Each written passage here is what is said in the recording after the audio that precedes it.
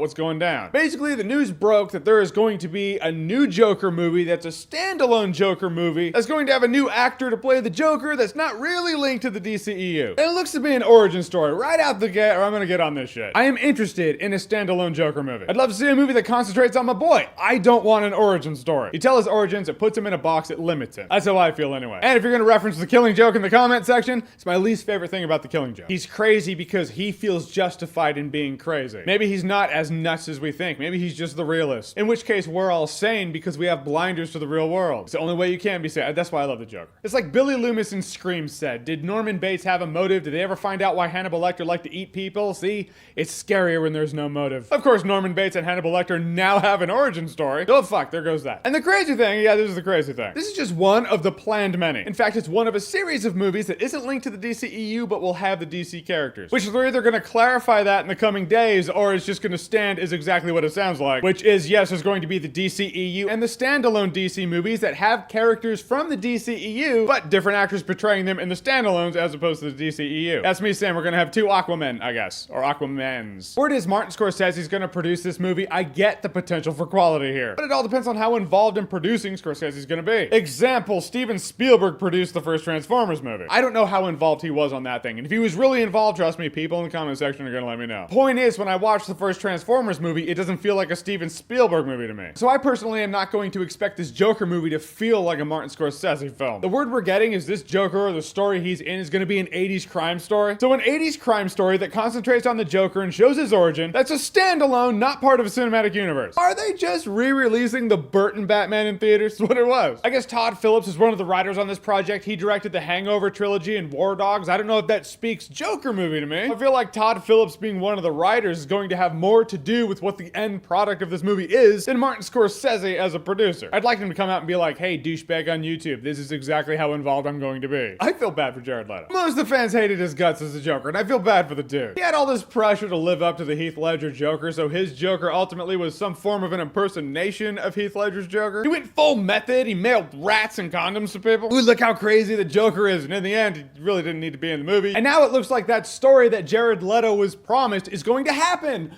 with someone else. Point is, I feel like Jared Leto was promised one thing and got another. But origin aside, a standalone movie would work because there have been some quality standalone Joker stories out there. Take Brian Azzarello's Joker. Batman was in the very end of that story. In the end, it's seen through the eyes of his driver, who really is like, I kind of get the Joker. I totally get this guy. We're becoming close. He gets me. He's gonna learn a rough lesson that in the end, the Joker doesn't give a fuck about you. Joker cares about the Joker. He's a sadistic bastard. And in the end, I want them to learn from their mistakes on this. Don't overcook the Joker. Whatever actor takes this on, don't feel pressure to live up to Heath Ledger's Joker. Make the Joker yours. Make him a presence, a powerful presence in any room. In the end, just think of it this way. The Joker's a monster. What makes monsters laugh?